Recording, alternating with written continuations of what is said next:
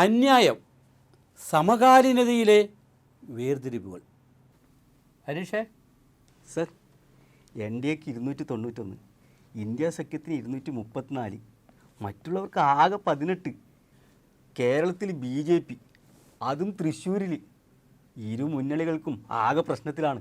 അതാണ് ഇപ്പോഴത്തെ അവസ്ഥ. അതായത് 291 നമ്പർ വെച്ച് ഭരിക്കുന്ന പാർട്ടിക്ക് ഇവിടെ നിയമം മാറ്റി എഴുതുവാൻ അവകാശമില്ല. ഇന്ത്യൻ ഭരണഘടനയുടെ ആമുഖം, അതായത് പ്രിയാമ്പിൾ, മാറ്റം വരുത്തണമെങ്കിൽ നിലവിൽ 4/3 ഭൂരിപക്ഷം വേണം. അല്ലാതെ ഇവിടെ വാദഗതി ഉപയോഗിച്ച് എന്തെങ്കിലും കൊണ്ടുവന്നാൽ 463 ഫോർജറി, കള്ളരേഖ ചമക്കലിൽ വരും. അല്ല, ഇതിപ്പോൾ ആർക്കും ഒരു ഉണ്ടായിട്ടുമില്ലല്ലോ. ഉണ്ടാവില്ല. ഇനി എന്താണ് ഉണ്ടാവേണ്ടത്? മലവെള്ളത്തിൽ ഒലിച്ചു പോയതുപോലെയല്ലേ വോട്ട് ചോർച്ച ഉണ്ടായത്. പാർട്ടി ഗ്രാമം, ചുവന്ന കോട്ട, മാങ്ങാത്തൊലി, എന്തൊക്കെ ആയിരുന്നു. കെട്ടിവെച്ച തുക കിട്ടി എന്നുകൊണ്ട് നിങ്ങൾക്ക് സമാധാനിക്കാം. പിന്നെ പരിശോധിക്കാം, തിരുത്തി പറയാം എന്നൊക്കെ അങ്ങോട്ട് പറയാം. ഇതൊക്കെ കേട്ട് തഴമ്പിച്ചത് കൊണ്ട് ഇനി ഒരു ഉഴിച്ചലും പിഴിച്ചലും ഒക്കെ ആകാം ഇതിൻ്റെ കൂടെ. ഹലോ, കാലാകാലങ്ങളെ ഇവിടെ എന്താ നടക്കുന്നതെന്ന് തിരിഞ്ഞു നോക്കണം നിങ്ങൾ. ഞങ്ങൾക്കിനി തിരിഞ്ഞു നോക്കാനും മറിഞ്ഞു നോക്കാനൊന്നും കഴിയില്ല. അത് നിങ്ങൾ തന്നെ അങ്ങ് ചെയ്താൽ മതി. അതല്ല, പണ്ടേ പാർലമെൻറ്റ് തെരഞ്ഞെടുപ്പുകളിൽ UDFനാണ് മേൽക്കൈ. ഇനി നിയമസഭാ തെരഞ്ഞെടുപ്പ് വന്നാലോ LDF.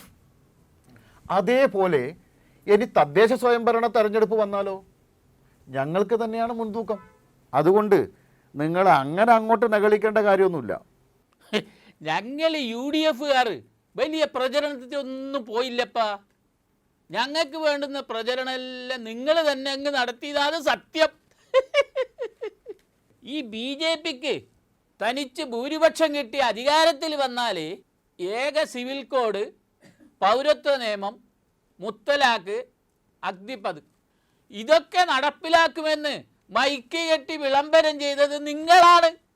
ഇത് കേട്ട് വെപ്രാളം പിടിച്ച് ന്യൂനപക്ഷങ്ങളും ഇതര മതസ്ഥരും ഇവിടെ മാത്രമല്ല അങ്ങ് ഉത്തരേന്ത്യയിൽ വെച്ച് ബാറാക്കി ഞങ്ങളെ വിജയിപ്പിച്ചു. ഒരു കണക്കിന് ഇത് ചക്കിരി വെച്ചത് കൊക്കിരി കൊണ്ടു എന്നുപോലെയായി. ചില സമയങ്ങളിൽ ഇങ്ങനെയൊക്കെ സംഭവിക്കും. ഈ സോഷ്യലിസം എന്നത് ദൈവനാമകരണം പോലെയാണ്. ഇത് നശിച്ചു പോകുമെന്ന് കരുതി ഇവിടെ ആരും മനപ്പായസം ഉണ്ണണ്ട കേട്ടോ.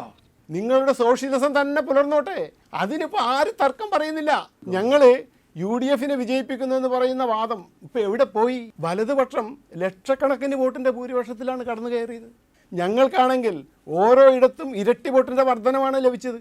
അതും പോരെങ്കിൽ നിങ്ങളുടെ തൃശ്ശൂർ ഞങ്ങൾ ഇങ്ങോട്ട് എടുത്തു. അതൊക്കെ കൊള്ളാം. ഇനി ഏകാധിപതി എന്ന് ഭരണം നടത്താൻ നോക്കണ്ട.